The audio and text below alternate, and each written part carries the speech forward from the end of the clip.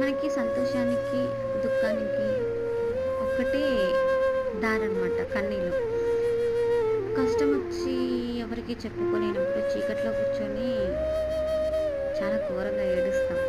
సంతోషం వచ్చినప్పుడు అందరికీ కనిపించేలా నవ్వుతాం.